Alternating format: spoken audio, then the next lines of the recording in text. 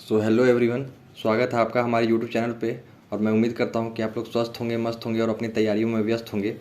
तो कल मेरा IBPS PO का प्री था 23 सितंबर को और शिफ्ट था 4th। और इंग्लिश में मैंने टोटल अटेम्प्ट्स किए हैं 29 क्वेश्चंस, जिसमें एक RC आया था जिसका टॉपिक था मेंटल हेल्थ, जिस पे 8 या 9 क्वेश्चन उस पर बेस्ड थे। फिर एक सेंटेंस रीअरेंजमेंट के कुछ सवाल आए थे। सेंटेंस रीअरेंजमेंट में वैसा अलग अलग सेंटेंस नहीं था, मतलब एक ही सेंटेंस के छोटे टुकड़े किए हुए थे और उसको रीअरेंजमेंट करना था उसका। तो वो काफ़ी आसान था, 4 से 5 सवाल इसके आए थे।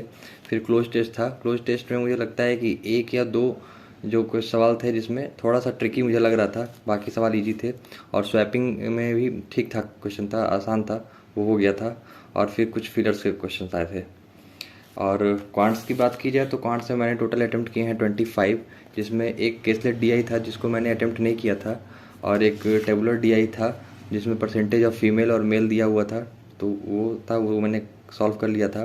फिर अप्रॉक्सीमेशन के क्वेश्चन आए थे। अप्रॉक्सीमेशन क्वेश्चन काफ़ी आसान थे। अप्रॉक्सीमेशन का क्वेश्चन जो था वो प्री लेवल का लग रहा था, मतलब IBPS क्लर्क में जैसा आया था वैसा ही आया था, कुछ खास नहीं, टेढ़ा नहीं था। फिर लाइन चार्ट का सवाल था। लाइन चार्ट का सवाल काफ़ी आसान था, 5 सवाल थे इसमें, हो गया था। फिर क्वाड्रेटिक के 2 सवाल आए थे सिर्फ, वो भी सॉल्व हो गया था। अर्थमेटिक के जो सवाल थे उसमें से मैंने ज़्यादा नहीं किया, 2 या 3 ही सवाल मैंने सॉल्व किया था, ये हो गया था। और रीजनिंग की बात की जाए तो रीजनिंग में मैंने टोटल अटेम्प्ट किए हैं 24, और जिसमें चाइनीज़ कोडिंग के 5 सवाल थे वो मैंने सॉल्व किया था। डेजिग्नेशन बेस्ड पजल आया था जिसको मैंने नहीं सॉल्व किया है। फिर सिलॉक्स के 3 या 4 सवाल थे, सिलॉक्स के क्वेश्चन लगाए। फिर पैरेलल सीटिंग अरेंजमेंट था, जिसमें पैरेलल रहता है जिसमें 7 लोगों को अरेंज करना था, 14 लोग थे टोटल। फिर एक बॉक्स बेस्ड पजल था, ये भी आसान था। फिर एक डे बेस्ड पजल था जिसमें वेरिएबल जो था वो एक कंट्री था, मैक्सिको, और ये सब ऐसे दिया हुआ था। एक ब्लड रिलेशन का सवाल आया था जिस पे बेस पे 3 या 4 सवाल थे जिसको मैंने सॉल्व नहीं किया है, क्योंकि मुझे पढ़ते हुए लगा कि ये काफ़ी समय खींच सकता है मेरा, इसलिए मैंने इसको नहीं टच किया। फिर वर्ड फॉर्मेशन के कुछ सवाल थे जिसको मैंने शायद स्किप कर दिया है।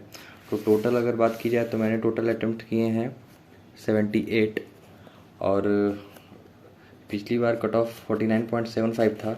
हालांकि पिछली बार काफ़ी ज़्यादा मात्रा में हमारे पास वैकेंसीज़ थी, लेकिन इस बार वैकेंसीज़ नहीं है उतनी। तो होप करते हैं कि कैसा इस बार बढ़िया मतलब आए मार्क्स। और बाकी आप लोग के कैसे मार्क्स आए हैं और आप लोगों का कैसा पेपर गया है, आप लोग बता सकते हैं कमेंट करके। Thank you.